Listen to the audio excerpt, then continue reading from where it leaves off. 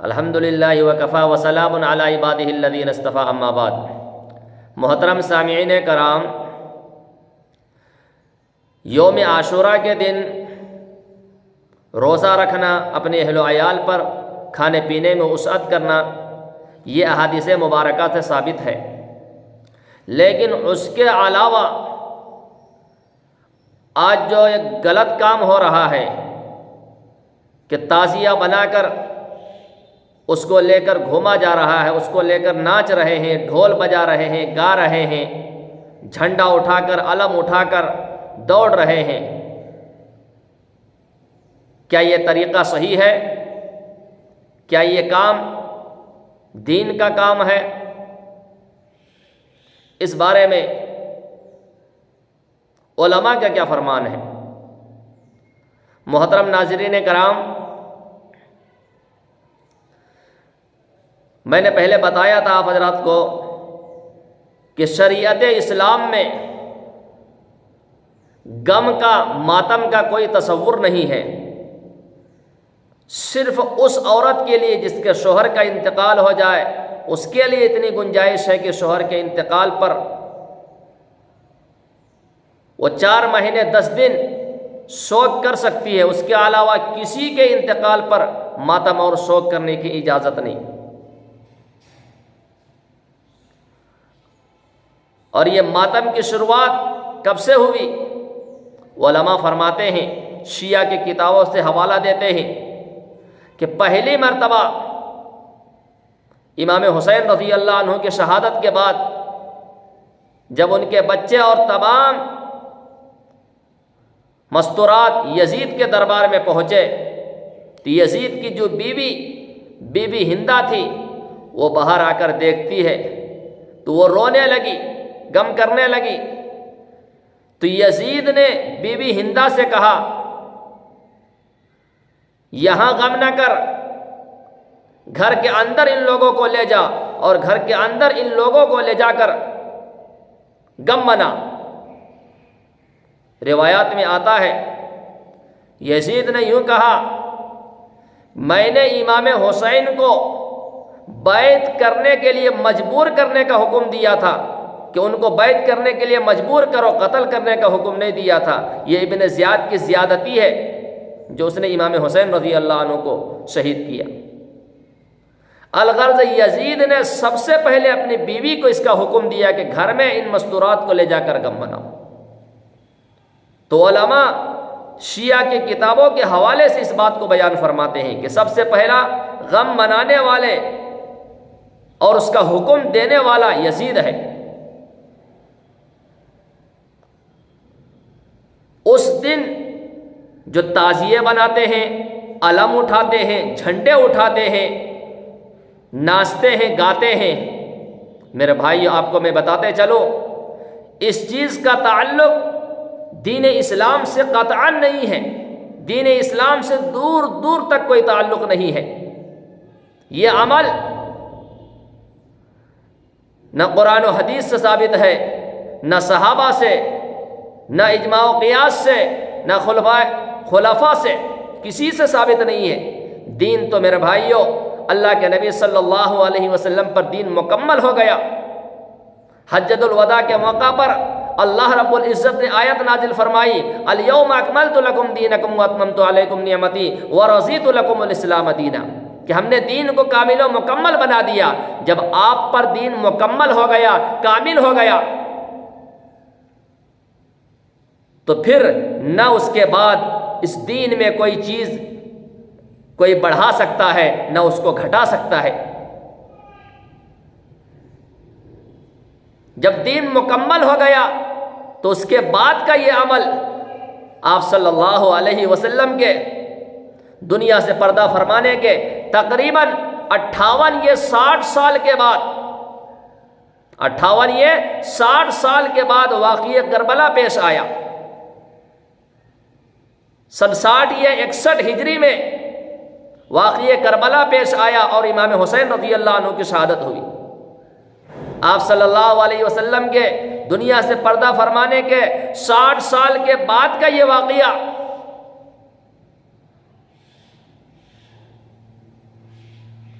اور پھر اس دن جو یہ تعزیے کی شروعات ہے اس کے تعلق سے آتا ہے کہ سب سے پہلے تعزیہ بنانے والے معیز الدولہ دہلوی ایرانی نسل تھا، بہت چالاک تھا، ہوشیار تھا، بغداد تشریف لے گیا اور ہوشیاری سے یہ وہاں کے وزیر بن گیا اور بادشاہت کی کرسی پر بیٹھ گیا۔ تو شیعہ معیز الدولہ اس نے سب سے پہلے،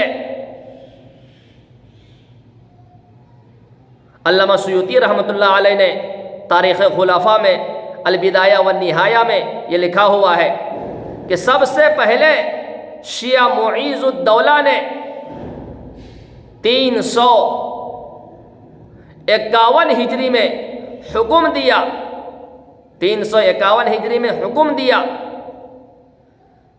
کہ اپنے دکانوں کو بند کر دے، اپنے کاروبار کو بند کر دے، روٹیاں پکانا بند کر دے۔ سرکاری سطح پر یہ اعلان کرایا، سرکاری سطح پر یہ اعلان ہوا، کاروبار گھر وغیرہ سب چیز بند کر دے،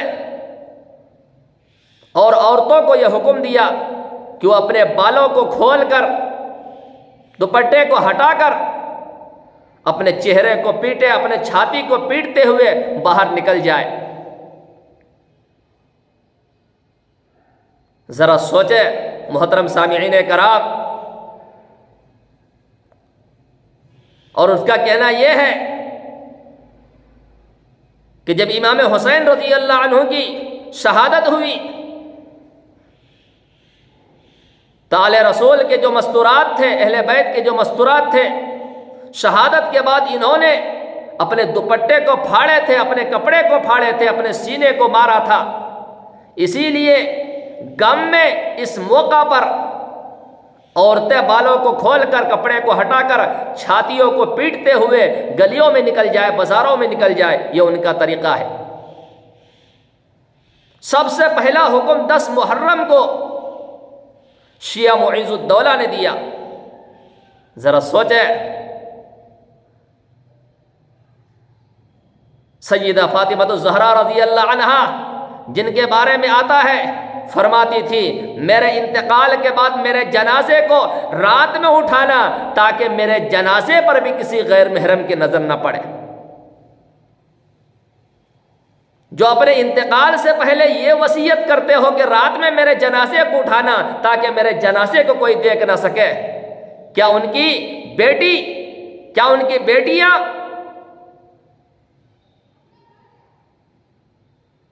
دوپٹے کو پھاڑے ہوں گے، دوپٹے کو ہٹا کر بالوں کو کھولے ہوں گے؟ علماء فرماتے ہیں یہ سب سے بڑا جھوٹ ہے، سب سے بڑا جھوٹ ہے جو رسول اللہ صلی اللہ علیہ وسلم کے خاندان پر بہتان لگایا جا رہا ہے۔ یہ غلط بات ہے، بلکہ ایک روایت میں یوں آتا ہے، امام حسین رضی اللہ عنہ نے فرمایا اپنے خیمے میں رہو، خیمے سے باہر کوئی نہ نکل پائے، اس لیے کہ تمہاری حیا سب سے بڑی چیز ہے، تمہاری پردگی سب سے بڑی چیز ہے۔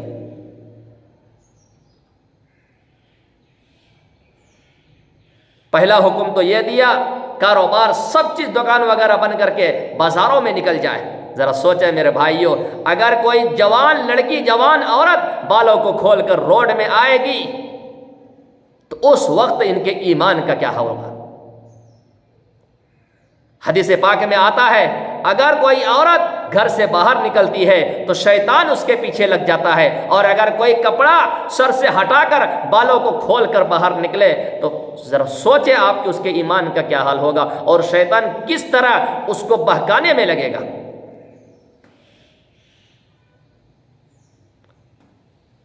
دوسرا کام اس نے یہ کیا کہ تعزیہ گنبد نما بنا کر بازار کے چوک میں رکھوایا 10 محرم کو۔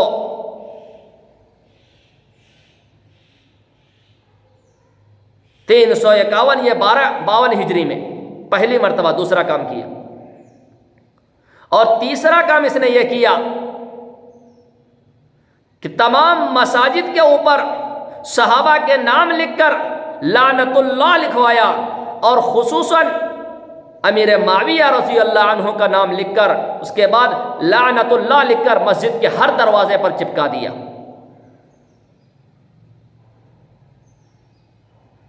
یہ 3 کام شیعہ معز الدولہ نے 10 محرم کو سن 352 ہجری میں کیا۔ تو پہلی مرتبہ یہ تعزیے والا عمل، ماتم والا عمل، سینے کو پیٹنا، چھاتی کو مارنا، بالوں کو کھول کر عورتیں باہر نکلنا، یہ کام کی شروعات کرنے والا شیعہ معز الدولہ ہے۔ اس کے بعد ہندوستان میں کس طرح سے آیا؟ ہندوستان میں اس کا کوئی رواج نہیں۔ ہندوستان میں ایک بادشاہ گزرا ہے تیمور لنگ، جو پاؤں سے معذور تھا۔ وہ عراق جایا کرتا تھا، بغداد جایا کرتا تھا، وہاں سے اس نے وہ شکل لا کر اس کی بادشاہت میں اس نے 8ویں صدی میں شروعات کروایا۔ 800 سال کے بعد اس نے شروعات کروایا ہندوستان میں۔ تو ذرا سوچے،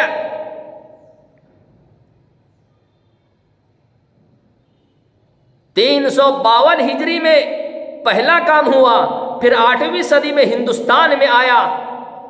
اللہ کے نبی صلی اللہ علیہ وسلم پر جبکہ اللہ نے دین کو مکمل کر دیا تھا، اور اللہ کے نبی صلی اللہ علیہ وسلم کے بعد یہ غم اور ماتم کا رواج کسی صحابہ نے نہیں کیا۔ اگر میرے بھائیوں امام حسین رضی اللہ عنہ کی شہادت پر غم منا رہے ہیں تو پھر صحابہ صرف امام حسین نہیں ہے، ہاں یہ ہمارا ایمان ہے کہ آل رسول اور اہل بیت کا مقام سب سے اونچا ہے، سب سے بلند، سب سے بالا تر ہے۔ تو ان کے علاوہ اور بھی صحابہ کرام ہیں، فرماتے ہیں ہر مہینے میں کسی نہ کسی صحابہ کی شہادت ہوئی ہے۔ حضرت حمزہ رضی اللہ عنہ کی شہادت جو ظالموں نے ٹکڑے ٹکڑے کر دیے تھے، تو ان کی شہادت پر غم کیوں نہیں منا رہے؟ عثمان غنی رضی اللہ عنہ جن کے نکاح میں حضور کے 2 بیٹیاں گئی، قرآن پڑھتے ہوئے ظالموں نے ان کو شہید کیا، ان کی شہادت کے دن پر غم کیوں نہیں منا رہے؟ ماتم کیوں نہیں کر رہے؟ تو محترم سامعین کرام، یہ تعزیہ داری، جھنڈا اٹھانا، علم اٹھانا، یہ اس کا اسلام سے کوئی تعلق نہیں ہے، یہ اسلام کا عمل نہیں ہے۔ بلکہ شاہ عبد العزیز محدث دہلوی رحمۃ اللہ علیہ نے فتاوی عزیزیہ میں لکھتے ہیں کہ یہ تعزیہ اٹھانا، تعزیہ بنانا، یہ بد مذہبوں کا کام ہے، جس کا کوئی مذہب نہیں اس کا یہ کام ہے، گمراہوں کا کام ہے، جو بھٹکا ہوا ہے، گمراہ ہے، ان کا کام ہے۔ تو لہذا سامعین کرام، اس کام سے بچے، اللہ کے لیے توبہ کرے، استغفار کرے، اپنے معاشرے سے اس کو ہٹانے کی، اس کو دور کرنے کی کوشش کرے۔ ہمیں صرف وہی کام کرے جس کا حکم اللہ اور اللہ کے رسول صلی اللہ علیہ وسلم دیتے ہیں، جو کام صحابہ کرام نے کیا ہو۔ اللہ ہمیں عمل کی توفیق عطا فرمائے، آمین۔